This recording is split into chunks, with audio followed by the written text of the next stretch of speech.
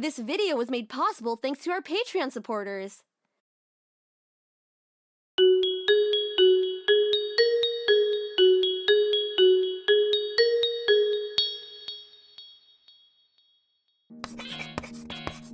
Previously on Growth Spurts. Can you measure me, big bro? I think I might have grown again. She really is 4'1". She's grown 4 inches taller in a week. Suddenly, Jessica lurches 3 inches taller, confusion dominating her face, which quickly turns to joy as she continues to slowly expand. It gets to the point where it is the same size as her, and still she forces it to blow up bigger and bigger, taking up almost all of the room.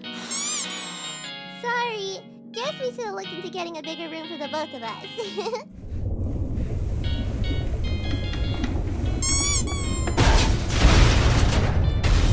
I'm too big to fit in there now, silly. And I don't think I'm even remotely done growing. Coincidentally, or perhaps not, no sooner had she said that she wasn't done growing than Jessica's body once again began to do just that. The now 16-year-old was positively beaming as she grew foot after foot after foot taller. Matt was too mesmerized by the sight to move, and so got plowed into one of her humongous feet as she surged higher and higher. All too soon, for Jessica anyway, she stopped growing at a neck-straining 24 feet tall. A full 10 feet worth of growth. Brother, you're not hurt, are you? I didn't mean to... I'm fine, Jessica. Really. I don't think you're big enough yet to hurt me just by having your foot grow into me. Jessica breathed a sigh of relief, which made the leaves in a nearby tree rustle like in a strong breeze, then stated a genuine, "Thank goodness." Before picking up her inflatable unicorn. Being too large to wrap her lips around the airport, she instead simply wrapped her lips around the nozzle's general area and blew. The unicorn made several increasingly louder squeaks as it inflated larger and larger, almost as if it enjoyed this as much as she did. She stopped once it was about double her current height. My unicorn is still my favorite toy. It's almost like a friend to me, and deserves to become just as big as I'll become, however big that will be. Maybe until I'm too big to stay on Earth. Maybe when even the solar system pales in comparison to me. I don't know. That's very mature for Jessica. And I'm totally looking forward to getting there. Growing bigger and bigger rocks. Or not. Jessica, have you matured since earlier this morning? When I didn't have to look up at you? Mentally, I mean? Of course I have. I'm effectively just about as old as you are now. Believe it or not, I still like the idea of being your younger sister. Just, I love the idea of being bigger than you. And bigger, and bigger, and bigger! Jessica then ever so gently picked Matt up and placed him on the roof of the house, which thankfully was relatively flat. I'm not taking chances, brother. I don't mind you looking at my body as it continue to grow bigger, but I don't want to risk hurting you again. So you can watch here in relative safety if you want. Matt didn't complain. He had to admit his giantess of a sister had a point, and he didn't want to get squashed beneath her. Even if he was beginning to suspect that his life wouldn't be in danger, even if she accidentally sat on him at this point. Even if she's not aware of it yet, I get the feeling her subconscious will protect me from being harmed by her in ways I can't even think of. Oh! I can feel it this time! Jessica's body began to swell yet again, reaching, then leaving 30 feet behind in a matter of moments. She continued to grow up and up, until she stopped at just over 46 feet. Matt was, at this point, surprised that her clothing hadn't broken, or even appeared to strain. Jessica, as if responding to his inner thoughts, said, Now, just because I'm a growing girl doesn't mean I should give up on some modesty. Even if this body is so hot, covering it up should be a crime. Who wouldn't want the polar ice caps melting, or filling the streets with the blood of every man in the neighborhood bleeding out through their nose at the sight of me?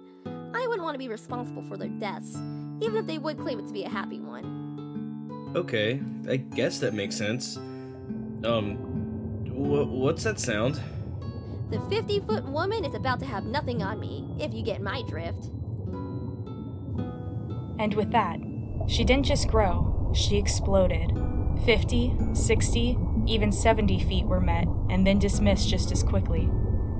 Jessica fell onto her growing posterior from the sheer force, causing what felt almost like an earthquake, and raised a lot of dust that seemed hardly significant next to her as she still grew.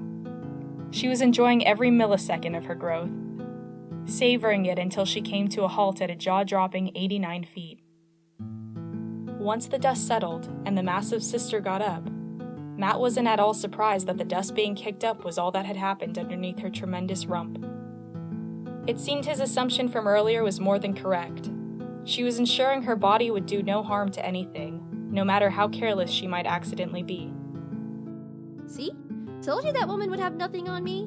While her voice was indeed very loud, it didn't seem like it matched her current size, which would likely be almost ear-splitting in volume.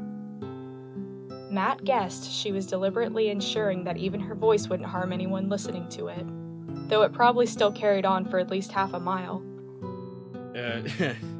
Since you're basically a goddess now. Not yet, I'm not, but I'm sure I'll get there soon. Don't you worry, bro.